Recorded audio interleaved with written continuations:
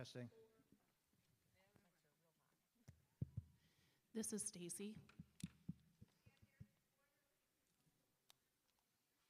Thank you, ma'am. I've got coffee.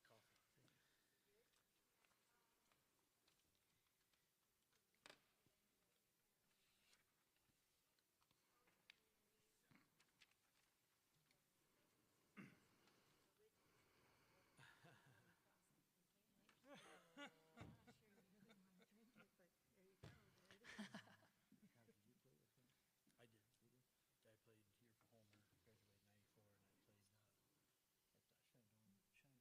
University in Winchester. I didn't prepare anything. I was just going to introduce myself to college. Started as longest committee, then I moved into trustee. There we go. Good evening, everyone. Thank you so much for coming tonight to the Homer School District Board of Education Candidate Night. Our forum tonight it is wonderful for you to be here. We have 5 people who are running for 3 positions. So my name is Kim Cameron, and I am with the League of Women Voters of Cortland County. So before we get started, I'm going to tell you just a little bit about the League of Women Voters. It is a nonpartisan, grassroots organization, and we work to protect and expand voting rights and ensure that everyone is represented in our democracy. We empower voters and defend democracy through advocacy, education, and litigation at the local, state, and national levels. Our Cortland League, you may not have heard of it before, but it's been around for 66 years. So maybe you have heard of it. And some of our members that were original members are still going strong, which is really awesome. What do? We register people to vote. We have tabling events all over the county. We lobby our legislators and inform them of our position on specific issues, such as environmental and access to voting rights. We MC forums like this so that you are better informed when you head to the polls to vote for your school board members. If this sounds like an organization that you might be interested in joining, please don't even hesitate to contact us. We would love to talk to you. And in fact, we have a ton of materials down here. Even if you're not interested in joining, come on up afterwards and have a look at some of the materials and take anything you feel like you'd like to have. All right, on that, let's get to the big thing going on tonight, which is our school board candidates. Tonight, what we have, each one of these candidates is going to do a short introduction, and I'm going to turn it over to them for the main event tonight. They will be given 2 minutes for their own opening speech. Then we will open it up to floor to you all to ask any questions that you want to ask. And the candidates will have a minute to answer. Maybe each one of them has a minute, depending on the question. And then finally, at the end, they get 2 minutes, each of them, to wrap up and tell you why you should vote for them. All right? For their closing statements. And we'll start alphabetically. So if we could please start with, I should introduce you all. I apologize. So I'm going to start alphabetically here. John Dean, can you raise your hand, John? There's John Dean. He'll be the first one talking to us. And then we have Kevin Mack right there. And then we have Emily Olsenwick. Will be right there. And then number 4 is, alphabetically that is Stacy Petrie, right there. And then the 5th one is Casey Slade, who ends with an S. So he gets to be last. But at the end, Casey will be first in giving his final wrap-up speech. Okay? Thanks very much. Shall we start? Evening, everybody. My name is John Dean. A little bit about myself. I've lived in the Homer District for 16 years now. I have 3 children. My oldest, Madeline, is a freshman at CBA, and my other 2 children, Kennedy, who's in 6th grade, and Benjamin, who's in kindergarten this year, both go to Homer. Um, I've spent those 16 years trying to do whatever I can to volunteer. So you may have seen me at several school events. I've also coached several of the rec teams in town, just trying to give back. I've had a desire to give back. I think that our community has something very special here, and I hope that if I do get elected to the Board of Education, that I can give a fresh perspective on some of the things that we've got going around here, and hope to do what I can to help give our kids a better opportunity than I had growing up. And that's all I got.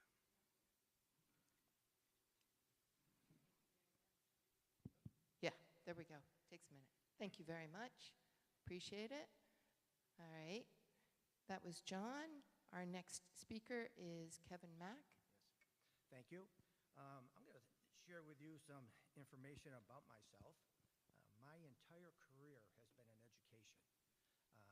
I am retired now, and even though I am retired, I am still involved in education. I started a program that's called the Next Generation Leadership Summit. It's a high school leadership program, and I run it here in Cortland and at Geneseo. In Cortland, just to give you a little information about it, I have about 11 school districts and about 130 some students involved with it. And the purpose of it is to teach them about servant leadership. The reason I started it is because I thought there was a need for young people to understand what good leadership is. So not only do we teach about servant leadership, but we also show them up how to make better decisions. We created a template, and what they have to do is they have to go back to their home school and actually do a project that improves their high school.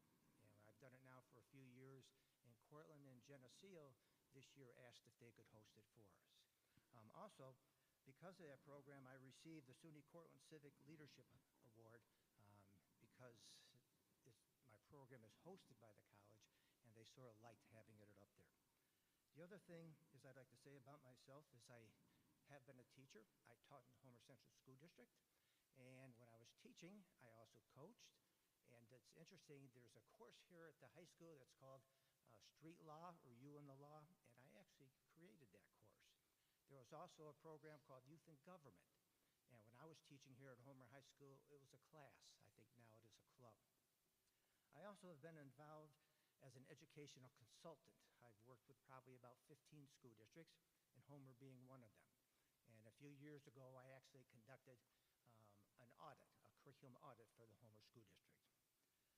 I have served as the chairperson or coordinator of the Educational Leadership Department at SUNY Cortland. I'm done. Okay. Do you want to say one last word? You caught me. Okay, no. Very, very much for that. All right. I'm sure you'll have time to talk a little bit more at the end. Yep. Okay. All right. Emily? I am rerunning this year.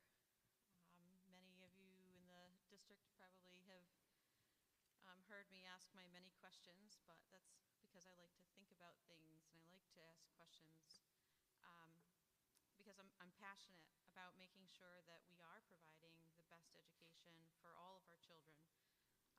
The educational world is not an easy one to navigate, and learning needs are as broad as the color spectrum. So to be able to champion for all of our learners, I feel that it is necessary to be mindful and to ask questions. Aside from that, though, I am also an agricultural enthusiast and advocate for mental health, and I would love to see in my next term our district capitalize on the Farm to School grant to enable us to partner with our ag community and offer healthier meal options for our students.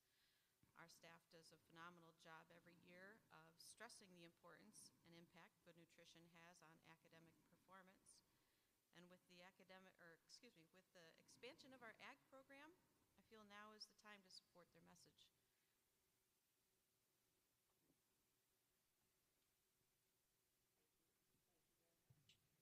Takes a minute to connect here. Thank you very much. All right. Next on our list is Stacy. Good evening. Thank you all for being here, and happy Teachers Appreciation for any teachers out there in the audience. I believe in the philosophy statement of Homer School District.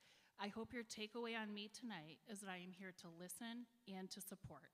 I am the daughter of dairy farmers from upstate New York, where I grew up on an 800-acre farm.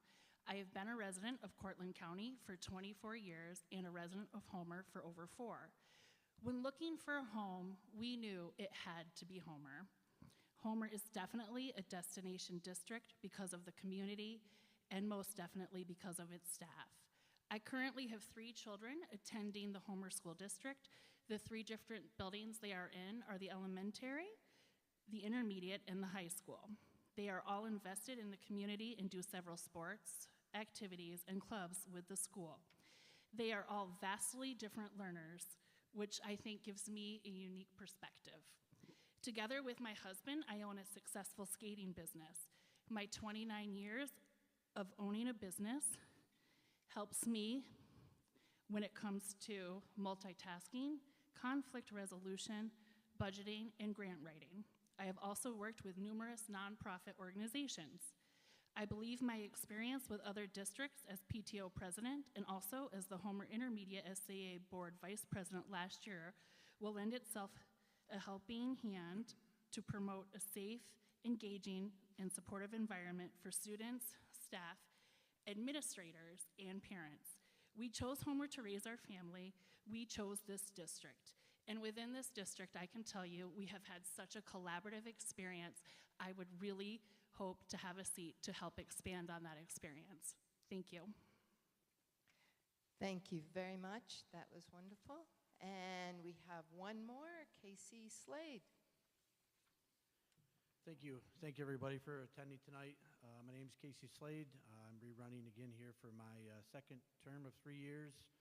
A little bit about myself. I'm a 1994 graduate of Homer High School. Went away to college down at Shenandoah University.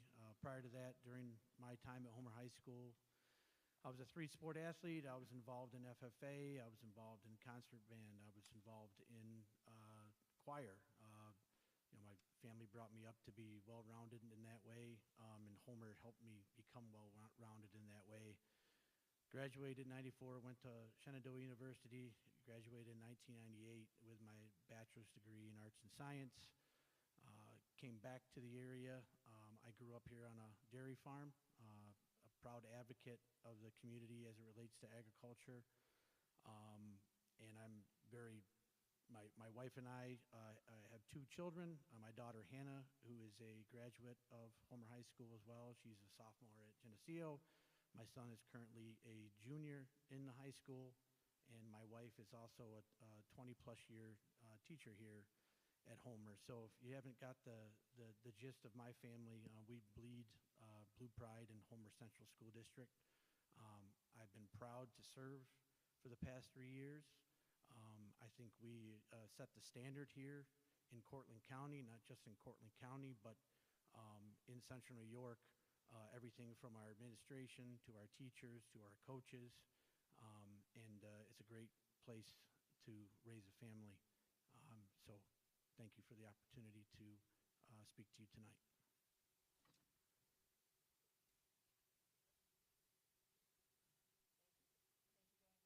Before we get going here, I want to just make sure that Kevin's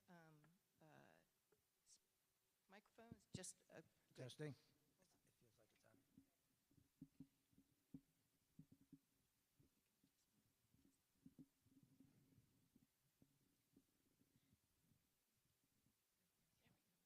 All right, I think that's better.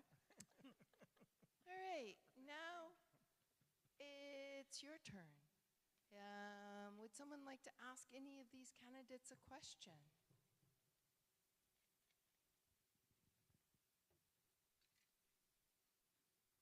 Sheila will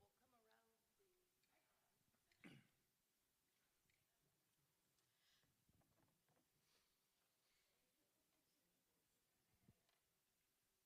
First of all, thank you for putting yourselves out there and volunteering to serve our district. It is a thankless job, unfortunately, some days, but we really appreciate it as Homer community members. I have a question for everyone, so everyone can answer. I'd like to know, it's actually 2 questions, I don't know if that's allowed. Something Homer does well, you think that we do well as a Homer district, and something you think that you would like to improve on.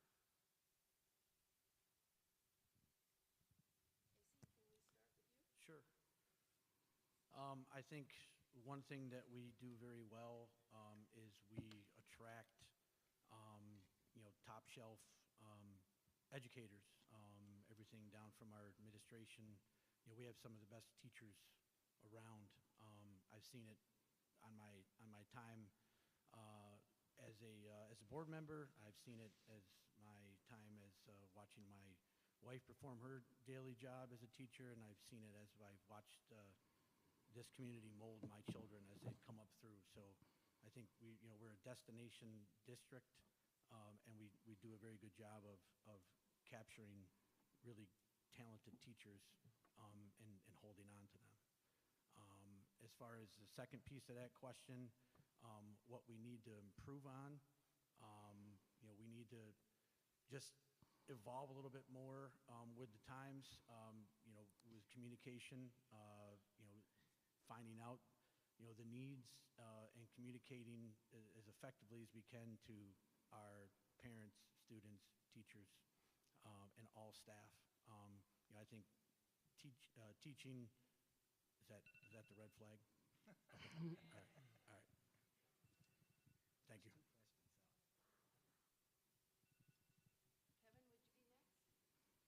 I would say on the positive side is I think there's a lot of talent working in the district, an awful lot of talent.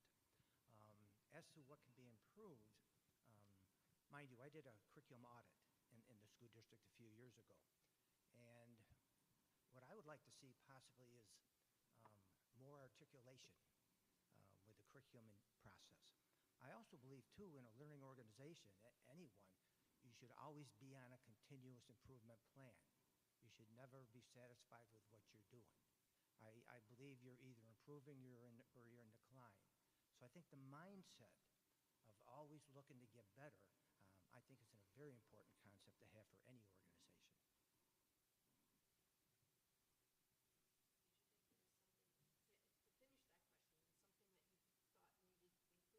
I thought I answered that. Okay. Yeah. He's so smooth, he didn't even notice.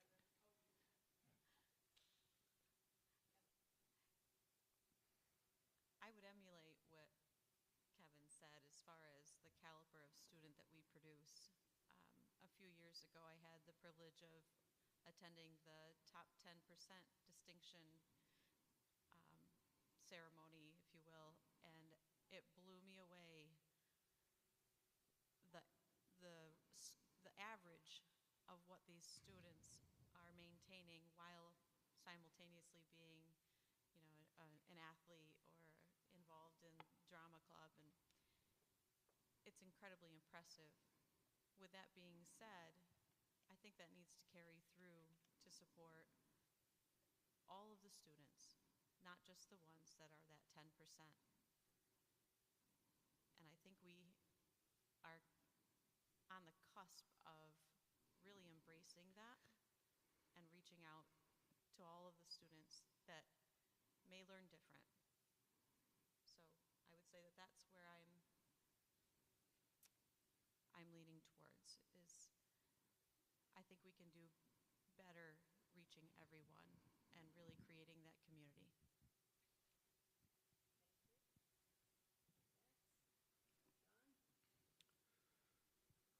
I think we do a really excellent job of providing our kids with opportunities.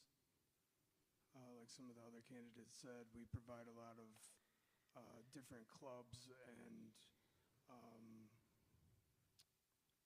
programs to help our kids with maybe extra educational needs. I know our special education department is exceptional here. I've dealt with them firsthand with my son Benjamin. So I'm really happy with, I think we have something special with that. Isn't something that we could probably work on. I know that my kids, as well as probably some of yours, have struggled with coming back from COVID and getting back into the rhythm of actually being in a classroom and learning and dealing with being around other kids. So I think that we could strive to do better there, to help them along and get them back into, you know, a more social environment and being able to interact with one another.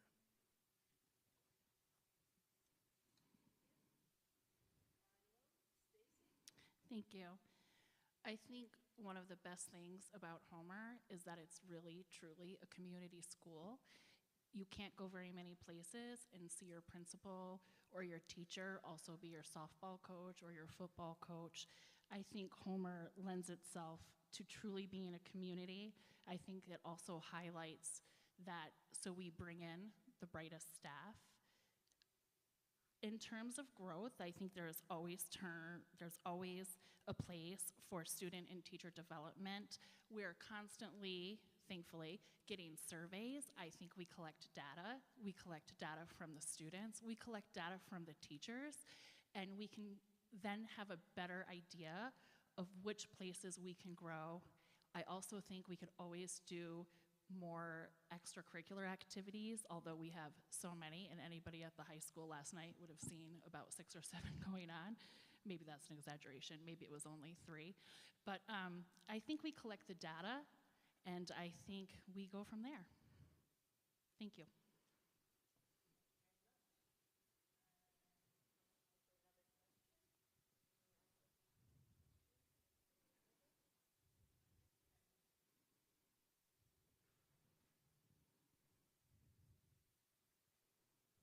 I'm Terry Howell, and I've been a member of the community all my life. Graduate 1979, happy to say.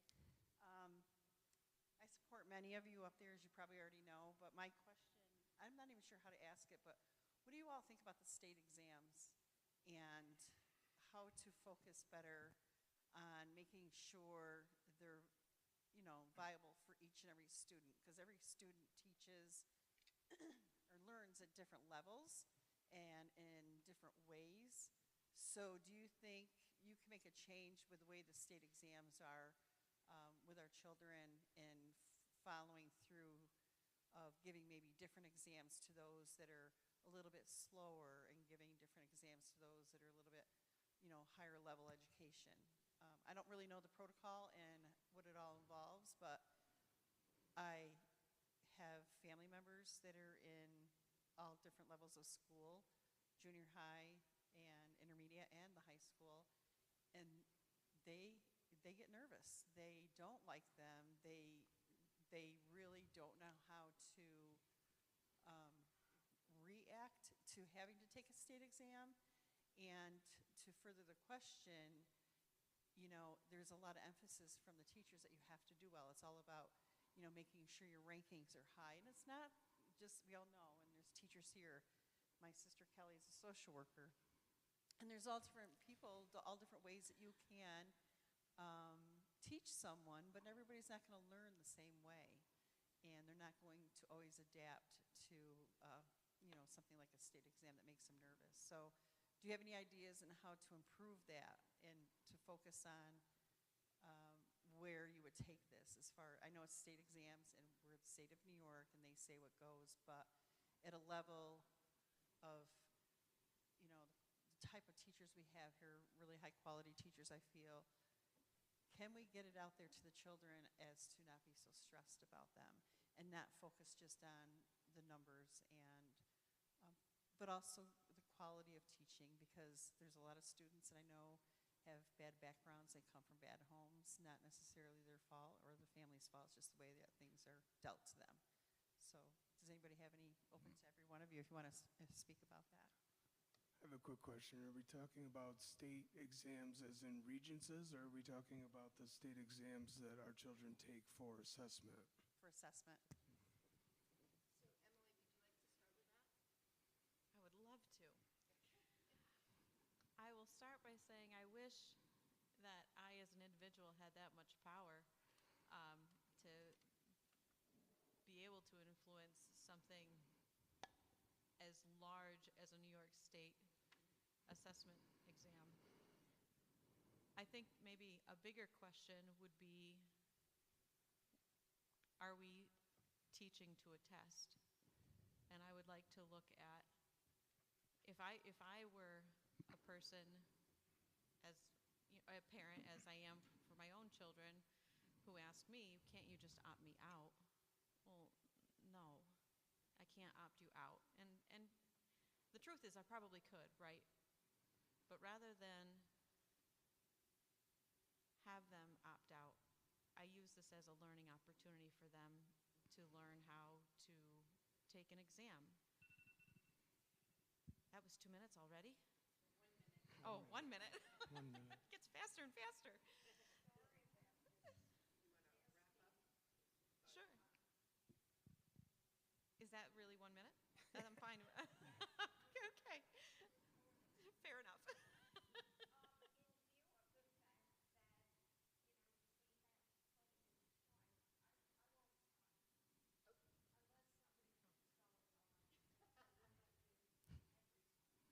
So, that in mind, Emily, is there Oh. something else you want to say?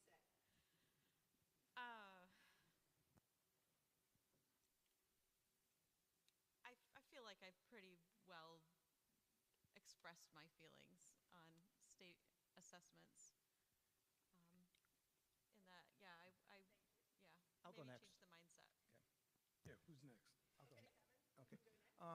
That's a very interesting topic. And one of the things that I've always was support of is the concept of student learning and achievement. Student learning is the knowledge and the skills that the young people are going to need when they graduate from high school. I don't think the diploma should represent the fact that they passed tests. I think the diploma should represent certain knowledge and skills that will carry over in life. And I think you can balance them out. I think doing well on a test score should be the result of achieving a goal and not the goal itself. So in other words, let's talk about reading. Let me get very specific. Basically, poor readers probably won't do well on that test. Teachers know that ahead of time. You do not need a state test to tell you that.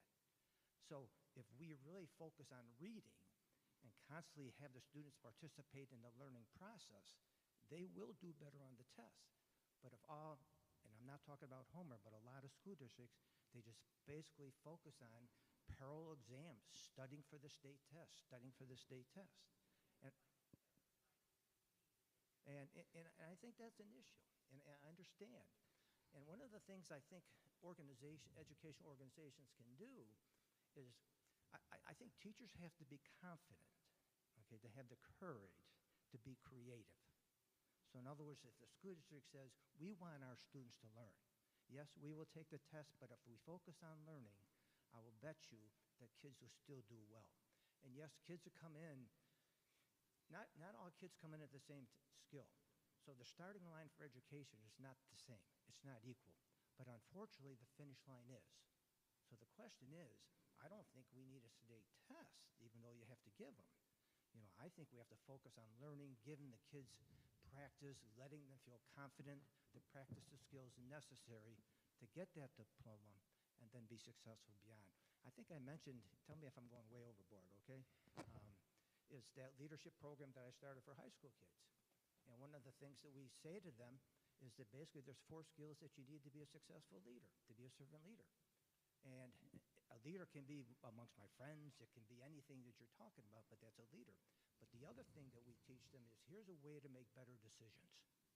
And so as they're going on, a lot of times we say, oh, that youngster shouldn't have done that, he or she should have known better, but we never taught them the skills to make proper decisions. What I am saying is that's important.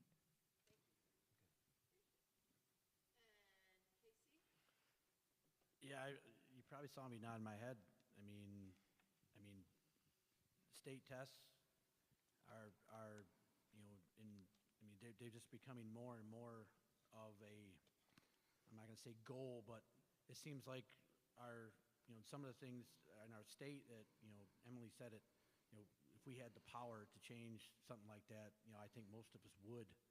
But it seems like our teachers are sometimes not given that freedom to be able to, you might feel that they're driven to that test.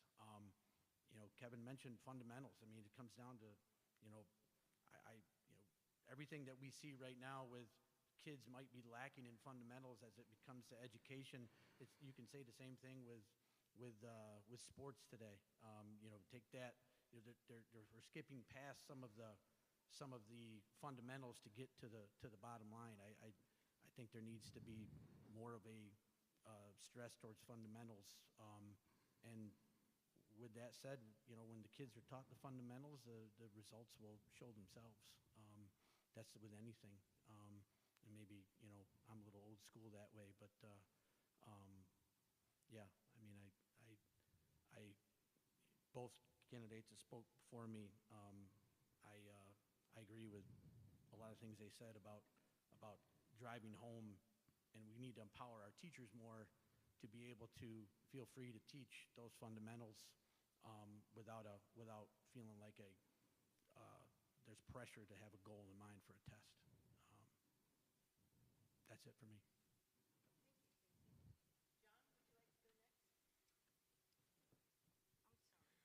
I understand why they do it. And it is needed up to a certain point. I don't agree with having to take the assessment tests every single year from 3rd to 8th grade. I don't agree with it. I have opted my kids out of taking them for the fact that they get anxiety to a point where they're not going to sit there and do well on the test because they're too busy thinking about the consequences of it, even though I've told them several times that it's just an assessment. So I also understand where you're coming from. There should be options, teachers reading the questions to students, maybe actually explaining to them that it's just an assessment, that it doesn't matter if you get every question right or not. But if it was my choice, I think I'd keep them in place, but I would spread it out. So like you would take the tests when you're in 3rd grade, maybe 6th, and then 8th. Spread it out so that you don't have to take it every year. There's a lot of the curriculum they'll learn multiple times, only more in depth the older they get. So maybe throwing the tests around a little bit and changing it up and looking at it so that, okay, we're going to examine this section of reading this year, and then we'll examine more in depth maybe the writing aspect of it or what you're comprehending from the reading later on, as opposed to testing every single year the same thing over and over again.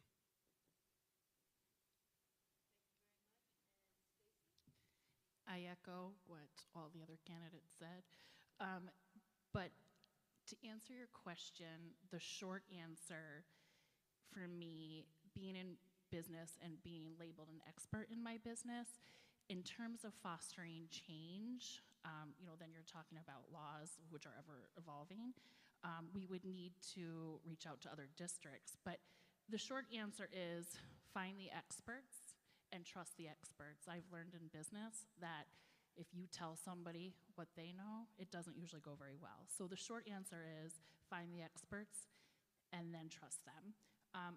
Other than that, I hear you. I think we need to meet people and teachers where they're at to foster growth. I will pull from my own experience. All 3 of my children are vastly different learners, as I said. I have one that probably puts his hand on a book and all information is ingested and he knows it, and just took his state test today and said to me I was done an hour ahead and all the things. I also have one that has an IEP, and it's not a behavioral, but it is a learning IEP. And what I can tell you is that we had his meeting and I didn't know what to expect. It was my first IEP meeting, and I walked out and I did have tears. They were not bad tears.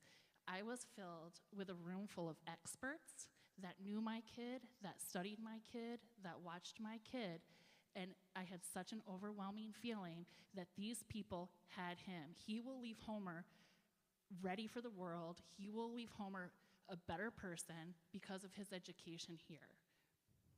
Thank you.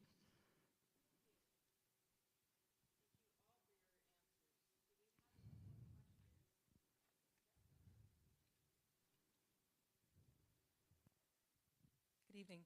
My question is, what is your understanding of the role of a school board member? And if Stacy and John and Kevin can answer first, and then if Casey and Emily want to answer afterwards,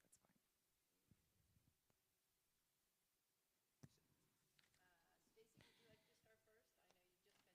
Absolutely. I think, as I said in my opening, to support, we have people in place, we have administration, we have principals, we have teachers. I think it's really important also to hear the community. We want to attract the best teachers that we can, and I think we just want to promote our school district to be a desirable school district to future teachers and families that are moving here, such as, mine did. I also think the chain of command is really important. I think we need to follow that and just hear and support. I think being a Board of Education member is to essentially represent the community and the voters, and to keep their interests in the school district, to oversee where their taxes are going, to make sure that their children are getting the best education possible by keeping teachers, by keeping staff, by making sure that the capital projects are done. Honestly, our children spend more time here at school most times than at home with us. So the board essentially oversees how things are done here, and then also making sure that we strive to do what we need to for our children.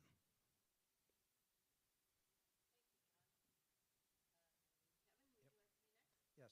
What the Board of Education is not, we do not get involved in day-to-day happenings of the school. That's up to the administrators and the teachers and all the other staff. What the Board of Education is responsible for is really governing the school. They have an awful lot of responsibility and legal obligations. So I think the Board of Education's responsibility is to look at the big picture and create the atmosphere so people can be more successful in their job, and that's allowing the students to learn better. I think I've always thought, too, no matter what position you hold, particularly the board, since we're talking about it, we are still responsible to the student. The bottom line is the student is our customer. And I think it's always important to remember that. And our involvement is basically creating policies so people can work successfully under that. Not only are we responsible to the students, but we're also accountable to the taxpayer. And I think we have to keep both those things in mind. Sure. I've learned a lot being on the school board these past 3 years. I've been on several other boards, everything from Cornell Cooperative Extension Board, Farm Bureau Board, and a few other smaller boards. When I think of being an effective school board member, I think of balance. Our job is to provide balance between not just a functioning board. It's very important to have a functioning board. We're not all going to agree with everything, agree with each other, but we need to work for the common goal. And by providing balance, our job, and to reiterate what several others have mentioned, our job is not to be involved in the day-to-day operations. Our job is to challenge, support administration, staff, teachers, but we're not in the community, being probably one of the most important, lend an ear, and provide feedback and balance to help make sure that our job's not to get in the way. Our job is to support and challenge and help make everybody better.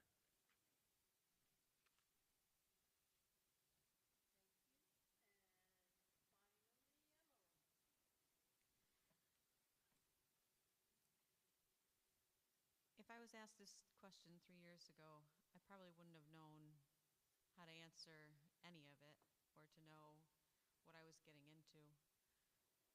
But sitting here today, I will say that board members have to be mindful of their role in the community and that it is a balance between keeping the best interest of the children while making sure that their education is of the highest caliber, making sure that they feel safe so they can feel free to do so. Part of that balance is also making sure that we have our educators feeling like they can accomplish the world. Because without them, what are the kids going to be set up for?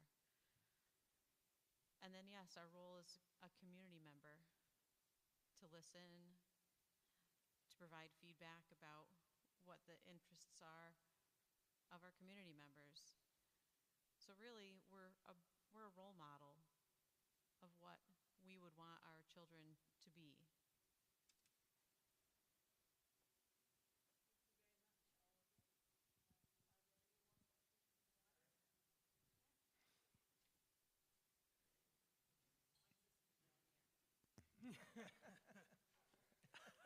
Ask away. I know. Again, Terry. Kevin, this is kind of directed towards you. However, I do want your other view, your opinion. You've worked with curriculums before. Are they changing a little bit to give these kids life skills? Now, when I was in school 45 years ago this year, we didn't have to worry about shootings in school. We didn't have to worry about safety in schools while we're in school.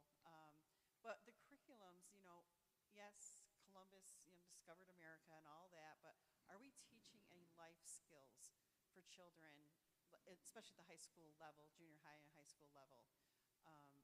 Everything's ever-changing. Used to be when I subbed, at the high school, they taught how to write a check.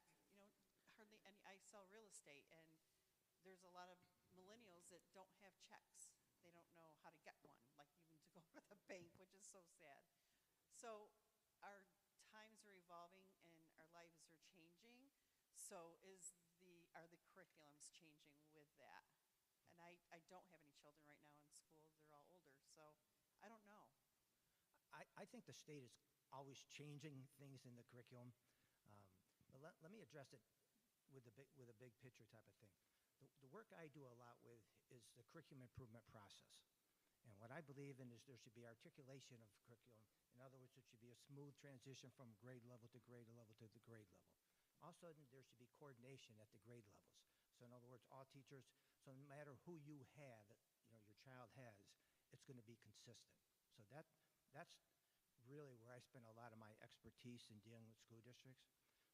Do they have life skills? I'm not 100% sure if it has a specific course for that.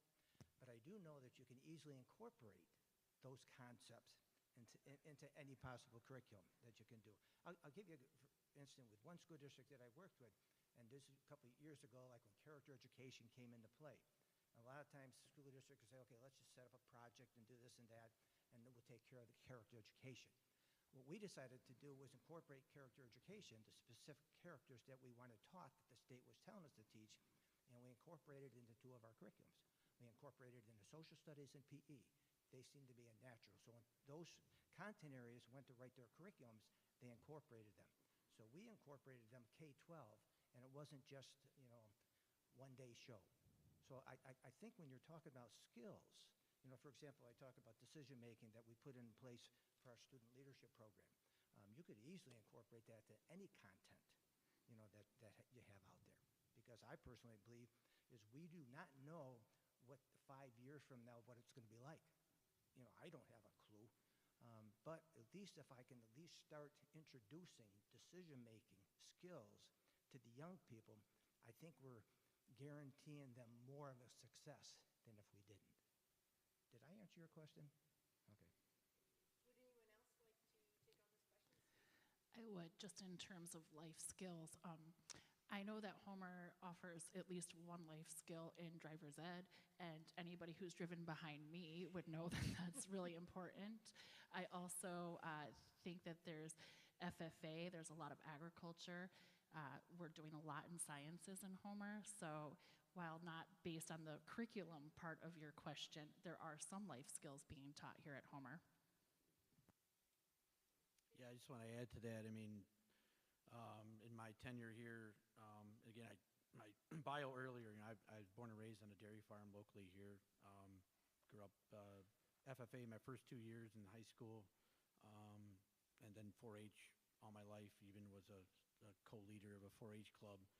What I witnessed in my last 3 years within on the board is our enhancement of our ag awareness, but also enhancement in our junior high, and particularly where we added and forgive me if I don't know the proper title, but we added a teacher that, to coincide with Home and Careers, I believe, that is teaching ag, and they gave a presentation, I want to say it was last year, and it was mind-blowing of what we're, and it's not just ag. I mean, they're teaching skills to go along with, everything from Home and Careers to just basic skills, growing things. It's pretty phenomenal what we've got going on right now in that department, and you're seeing that translate to some of these kids into the high school. Our FFA program just took a record number of kids from Homer to the state convention. It was amazing. So that's an example of teaching with our curriculum that's building some, giving kids some phenomenal experiences that they'll be able to translate into the real world when they hit that next level.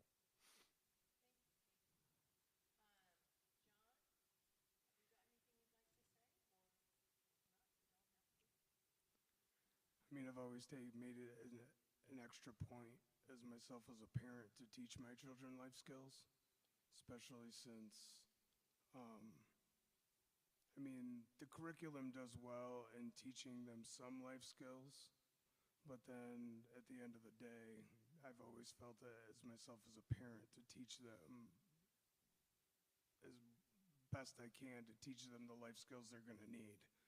Can we always improve in the curriculum to add things like how to, keep a checkbook, how to, not, become a victim of scams or anything like that? Yes, we can improve on that and, maybe make an elective for our children to try to teach them some of these skills that we wouldn't necessarily learn in a traditional classroom. But, I mean, for myself as a parent, I've always made sure that I try to teach them, traditional skills that they're going to need. Because at the end of the day, they're going to leave and they're going to have to, be able to do it themselves. Yeah.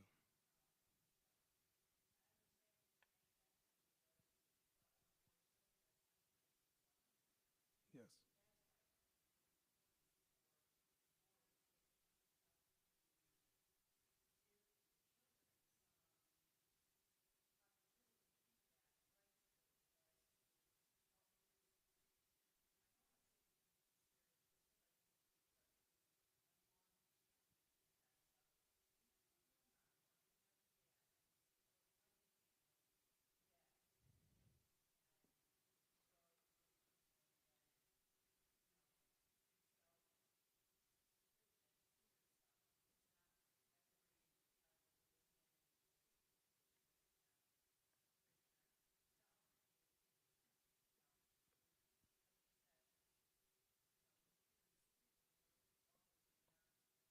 Yeah. And it definitely gives us the opportunity, to create something special. If we were to take something like that and put it into the curriculum, yeah, I don't hear of any school districts around that do that. So if we were to do something like that and run with it, it has the potential to do something very special and help our kids.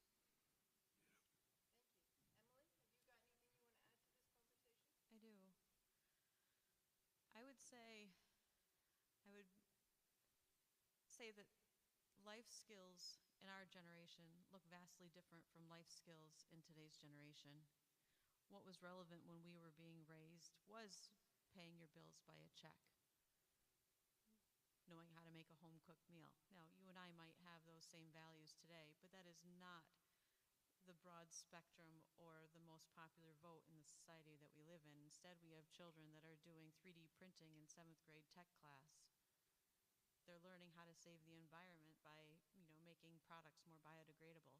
I mean, those are huge, huge thoughts and ideas that they are winning at. The conversations that I'll have with my daughter blow me away at how mindful she is about their impact on the earth and what they're doing to help reduce their footprint. Their life skills are nothing like what our life skills were like. So I think in that sense, if it's relevant, great. But if it's not relevant, we really need to embrace what they're going to need to succeed in the future that they are living in.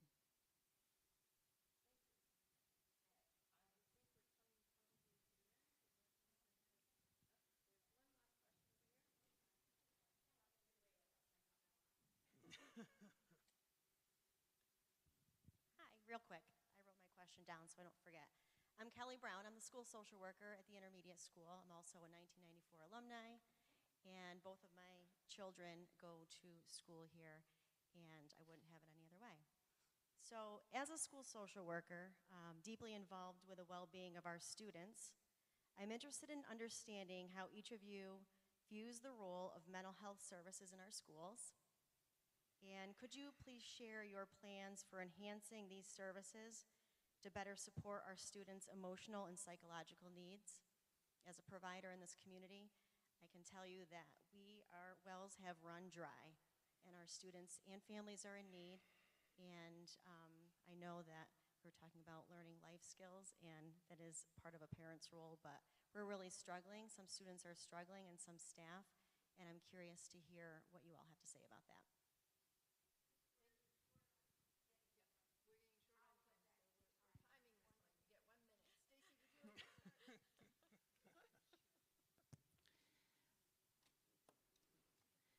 I think I've kind of answered this with being a new person to the board. I don't know what I don't know yet, but I'm certainly willing to learn. And I would ask the questions. I would get the data going. How can we best serve you? Obviously, I think it's a huge issue. I think our kids are coming out of something that none of us ever experienced. And having 3 boys, I'll tell you that they are all so different in their social emotional learning. I know there's therapeutic studies, and again, I think we just need to keep developing that and talking to you, the expert, and talking to the other folks that are in the field to see where we can help. Is it advocating for more state budgeting? Is it putting a line item in for more education? What does that look like? And I'm done. Yes. Bottom line, we have to look down and realize that it's important. We have, and I've lived through it recently. My daughter, who's a graduate, she wouldn't mind me talking about it. You've got to identify that social emotional health is extremely important. And to answer your question on what can we do as a district, as far as bottom line, we need to get better and identify that it's important. It's very, very important for all age groups of kids. It's also important for our staff. It's important for everything that we're dealing with right now in our society. Sure. I will say that when we're starting to recover from COVID, we were blessed with some opportunities to bring on more mental health professionals. But that's not a never-ending supply of mental health professionals. We need more beyond that. Um, I would love to say that, you know, it would be great to partner with outside agencies. We already do that. Um, to be perfectly frank, I don't know what the answer is. All I know is that I would continue to support and champion for as many mental health professionals as we can possibly provide. And I'm going to try not to get emotional because I do recognize and it is hard. It is hard when you see such a need and you can't reach every one of them.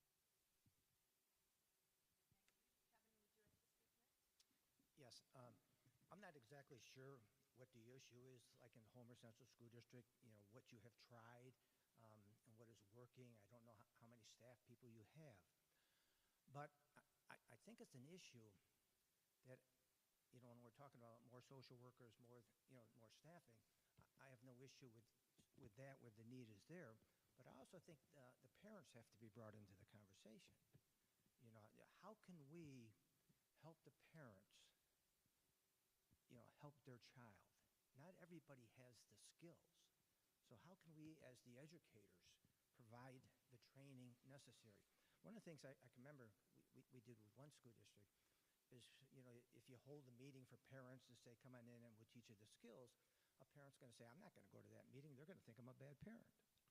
And so how do you communicate with the parents as part of your team to address that issue?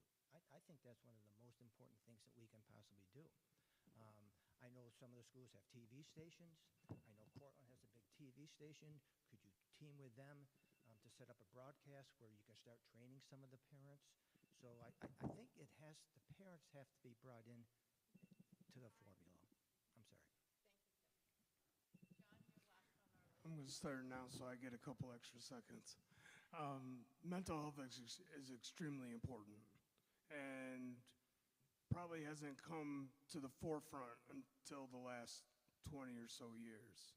I know that it's a problem keeping social workers and psychiatrists and therapists in these positions to deal with our kids, because it's a very demanding job and it's probably one of the lowest paid jobs that there is.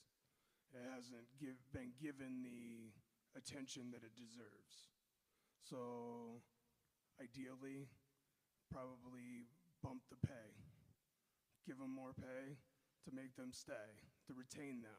They are so vital to meeting with our children. Sometimes the only person that our child feels comfortable, you know, talking about the issues that they're dealing with. You know, they're not willing to talk to their parents or their, you know, their fellow kids, whether it's fear of being ridiculed or picked on or whatnot. So a lot of times those, you know, those people are the only ones that can get through to our children. So we should make a better effort to try to retain the employees and keep them.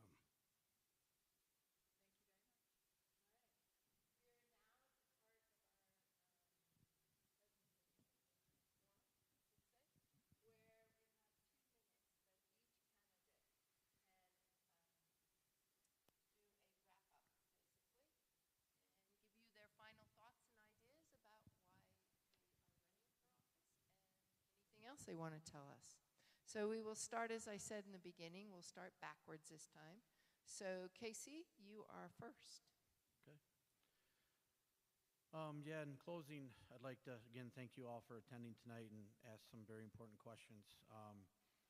3 years ago when I decided to run, at first when I got on the school board after the first meeting, I walked out of there and I wasn't sure if I was cut up for it. And a couple meetings later, I quickly realized why I was there, and have enjoyed my time as a school board member, and hopefully looking to extend that for another 3. You know, we had some questions tonight about, you know, what's a board member's role, and you know, I can tell you that I feel that my role has been effective. I feel that we do have a good school board here in comparison to some other districts that you hear about. At the end of the day, you've got to be on the school board for the right reasons. You know, the initiative cannot be self-driven based on your needs for you know, anything other than helping this community, this school district, the students, the teachers succeed, and not towards any personal agenda for yourself or for your family. Like I said, Homer alumni, 1994. My wife is also. She's a teacher here, and I have two kids. One's out of the district, one's about to be out of the district, and I'm really not on this school district for them. I'm on the school district for this community and for this school that helped mold me into the person that I am today, sitting here at a 48-year-old man that came through this school. I'm proud to be a member of the community and hope to have another opportunity to serve for another 3 years. Thank you. Thank you, Casey. Stacy, you're next. Thank you. In closing, I just want to give you a little insight about myself. I own my own business, so therefore I would have flexible hours and no time limitations. I also have a ton of budgeting experience. Together with my husband, Jeff, we have owned our business for 29 years. In addition to teaching locally, we have had great success domestically and internationally. There are over 300,000 members of U.S. figure skating, and I was honored to be one of 8 to serve on the ethics committee and one of 15 on the test committee. Just last week, our little local business received the highest honor in the Professional Skaters Association, winning the President's Award in Excellence in Teaching, making us the leading coaches in North Atlantic region. I share this with you only so that you can understand that I'm a hands-on, hardworking individual. If elected, I will strive to always be prepared for meetings and advocate for the love of learning. Please go to the polls, talk to your neighbors, and talk to their neighbors. I wish that there was 5 seats because this is such, all 5 of us have diverse backgrounds. So go to the polls and vote. I sincerely hope, genuinely, that one of those little levers will be for Stacy Petrie.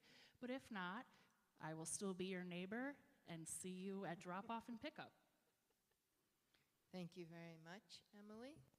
Next on my, excuse me, Stacy, thank you very much. Emily, you are next. I was thinking ahead. Thank you.